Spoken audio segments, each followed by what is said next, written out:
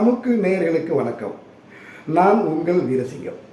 இங்கே ஒரு விஷயத்தை நான் மீண்டும் மீண்டும் சொல்ல விரும்புகிறேன். அந்த பாடல் வெளிவந்த காலகட்டத்தில் அது இசைத்தட்டில் வெளிவந்திருக்கும், பிறகு கேசட்டில் வெளிவந்திருக்கும், பிறகு சிடி காம்பாக்ட் டிஸ்கில் வந்திருக்கும், அப்புறம் டிவிடி டிஜிட்டல் வீடியோ அதில் வந்திருக்கும். அப்போ அந்த இசை எதில் வந்ததோ அதுக்கு தான் உரிமை.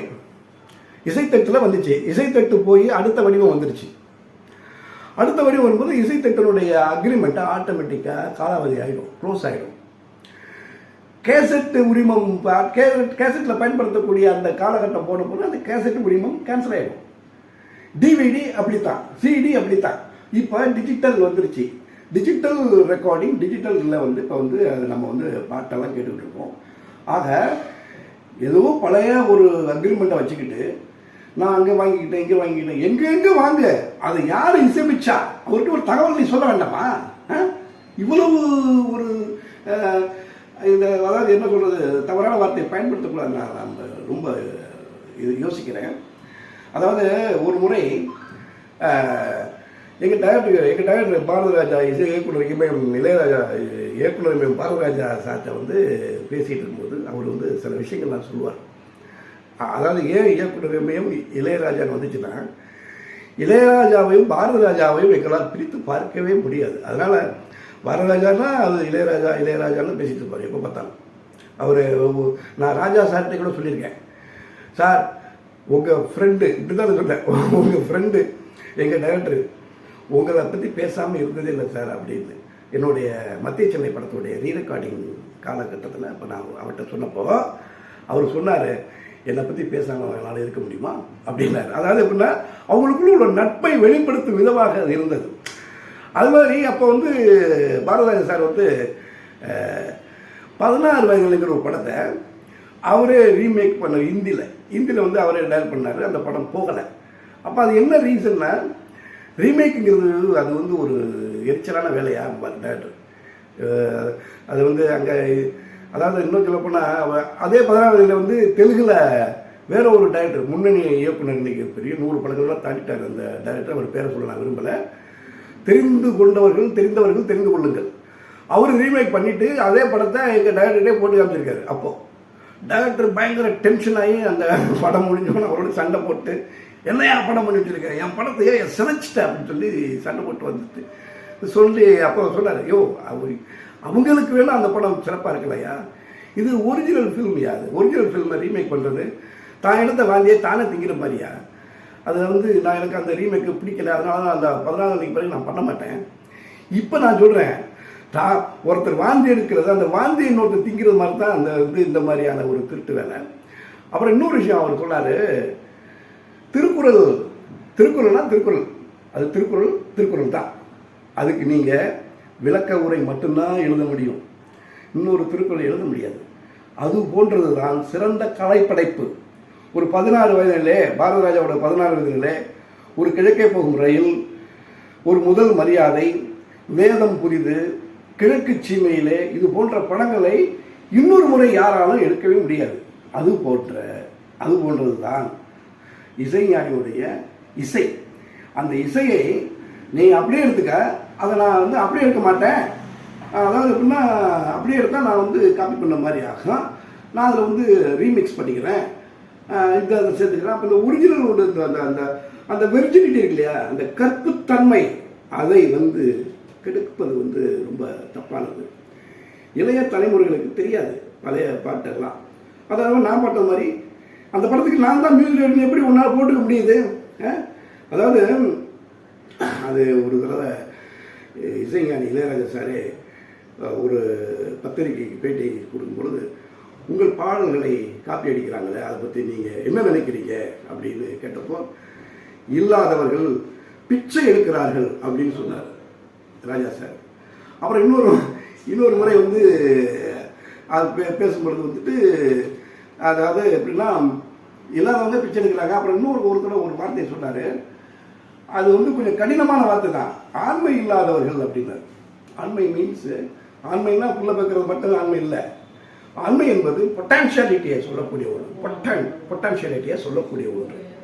If you have potentiality you do own as your own creation. நீ ஒரு சொந்த கற்பனையில் கம்போஸ் பண்ணு. நான் இன்னும் ஒன்றை சொல்ல விரும்புகிறேன். அதாவது ஒரு கணவன் மனைவி கலவையில் ஈடுபட்டு ஒரு பிள்ளை பார்க்குறாங்க. அது அவங்களுக்கு பிறந்த பிள்ளை. அந்த பிள்ளையை தூக்கிட்டு போயிட்டு நான் ஏன் பிள்ளைன்னு சொல்லிட்டு இன்ஷியலை மாற்ற முடியுமா? அது போன்றது இது. அப்புறம் இன்னொன்று சொல்கிறேன், ஒரு இசையமைப்பாளர் என்பவர் இன்னைக்கு கிடையவே கிடையாது. எல்லாமே வந்து வெட்டி ஊற்ற வேலையை பார்த்துக்கிட்டு இருக்கிறாங்க. இவங்கெல்லாம் வந்து இசையமைப்பாளர்னு சொல்ல முடியாது. இசைஞானி இளையராஜா, சங்கர் கணேஷ், தேவா கூட நான் சொன்னாங்க ஹார்மோனியம் போட்டு வச்சு கம்போஸ் பண்ணுவார். அவர் காப்பி அடிக்கிறாரோ காப்பி அடிக்கலையோ வேறு சில சொந்த பாடல்கள் நிறைய போட்டிருக்காரு.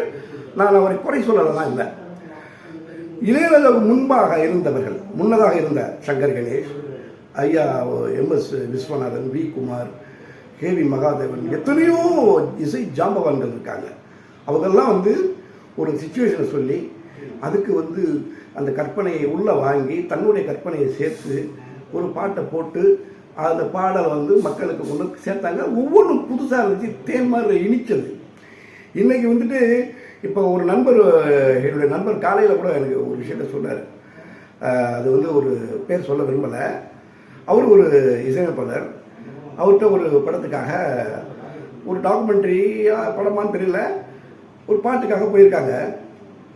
போயிட்டு அந்த பாட்டுக்கான சுச்சுவேஷன்லாம் சொல்லிவிட்டு பண்ணுங்க சார், நல்லா ஒரு சிறப்பாக இருக்கும் எல்லாம் கேட்டுட்டு பிறகு வந்து போயிட்டு வாங்க, நான் சொல்கிறேன், ஃபோன் பண்ணுறேன், கம்போஸ் பண்ணி வைக்கிறேன், போட்டு வைக்கிறேன், நீங்கள் பாப்பா சார் நீங்கள் இப்போ பண்ண மாட்டீங்களா சார்? இல்லை இப்போ மூடு சரியில்லை அப்படின்னு சொல்லி அனுப்பிச்சிட்டாரான். அதன் பிறகு ஃபோன் பண்ண ஒரு 2 நாள் பொறுத்துங்க, அது நல்லா பண்ணணும் அப்படின்னு சொல்லிட்டு திருப்பி ஃபோன் பண்ணால் வாங்க அப்படின்னு சொல்லிட்டு வந்து போட்டு காட்டுறாரு, ரெக்கார்டை ஆன் பண்ணி போடுறாரு. இப்போ அவர் என்ன பண்ணியிருக்காரு, ஒன்று எங்கேயாவது காப்பி பண்ணி அங்கேருந்து டவுன்லோட் பண்ணி இந்த பிட்டை எடுத்து இங்கே போட்டு அந்த பிட்டை எடுத்து இங்கே வெட்டி எடிட் பண்ணி ஒரு டியூனாக கொண்டு வந்து காட்டுறாரு. அதர்வைஸ் இதில் திருவிழாடலில் வந்து தருமி மண்டபத்தில் கவிதை எழுதி வந்த மாதிரி யாராவது ஒருத்தட்ட போய் ஒரு டியூனை வாங்கி இவங்க போட்டு கொண்டு வந்து கொடுக்குறாங்க. இந்த பிழைப்பு மிக கேவலமான பிழைப்பு. திருவிழாடலில் தர்மியை அதை விட இது வந்து இதெல்லாம் வந்து ரொம்ப கேவலமானது. கிருமிகள், இவங்கெல்லாம் இசை கிருமிகள். இது போன்றவர்களை நாம் வந்து என்கரேஜ் பண்ணக்கூடாது. நீங்கள் வந்து உங்கள் சம்பளத்தை நீங்கள் திருப்பி வாங்குவீங்களா அப்படின்னா இதெல்லாம் என்ன கேள்வி இது? அதாவது காப்பிரைட் ஆக்ட் என்னங்கிறத படிங்க. அது படிப்புங்கிறது ரொம்ப முக்கியம். சினிமாவில் வந்து யார் வேணாலும் சினிமா, அதாவது கலைஞன் அப்படிங்கிறவன் அவனுக்கு வந்து இதெல்லாம் கிடையாது, குவாலிஃபிகேஷன் கிடையாது, இல்லை தேவையில்லை. ஆனால் ஒழுக்கம் வேண்டும், உண்மை வேண்டும், அறம் வேண்டும். அது இல்லாமல் வந்து இங்கே உட்காந்துக்கிட்டு யாரோ போடுற பாட்டை எடுத்து நான் போட்டுக்கிட்டு கேட்டால் அந்த காப்பிரைட்டுலாம் அங்கே இருக்குது இங்கே இருக்குது. எங்கே வேணாலும் இருக்கட்டும்யா, அந்த மியூசிக்கை கம்போஸ் பண்ண ஒரிஜினல் கம்போசர் யார்? அவர்கிட்ட கேட்கணுமா இல்லையா? நீ பணம் கொடு, அவர் பணம் கேட்கல.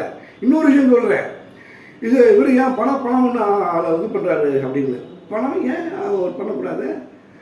வந்து மற்ற இன்னைக்கு இருக்கக்கூடிய ஸ்டார்ஸ் வந்து நடிகர்கள், முன்னணி ஹீரோக்கள்லாம் பல கோடிகள் சம்பாதிக்கிறீங்களே, ஏன் சம்பாதிக்கிறீங்க? எதுக்குங்கிற சும்மா ஃப்ரீயாக பண்ணிட்டு போங்க. அவர் பண்ண மியூசிக்கு அவர் கிளைம் பண்ணுறாரு. அந்த பணத்தை வாங்கி அவர் என்ன பண்ணுறாருங்கிறது உங்களுக்கு தெரியுமா? நலிந்து போன இசை கலைஞர்கள் கொடுக்குறாரு.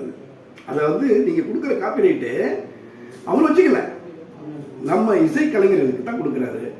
இதெல்லாம் புரிஞ்சுக்கிங்க. இதுக்கு பிறகு வந்து இந்த மாதிரியான ஒரு சேர வாரி பூசாதீங்க. அவர் ஒரு மாபெரும் கலைஞர், இசைஞானி என்பவர் உன்னதமான ஒப்பற்ற ஒரு இசை மேதை, உலக மேதை. அந்த இசை மேதையை வந்து நம்ம வந்துட்டு வாழ்த்த வேண்டாம், நீங்கள் ஒன்றும் இது பண்ண வேண்டாம், அவரை வந்து தொந்தரவு பண்ணாமல் இருந்தால் நல்லதுன்னு நினைக்கிறேன். இதுவரை இந்த காணொலியை பொறுமையாக கேட்டு ரசித்த உங்களுக்கு என்னுடைய வணக்கத்தை தெரிவித்துக் கொள்கிறேன். இது சம்பந்தமான கருத்துக்களை நீங்கள் வந்து பதிவிடுங்க.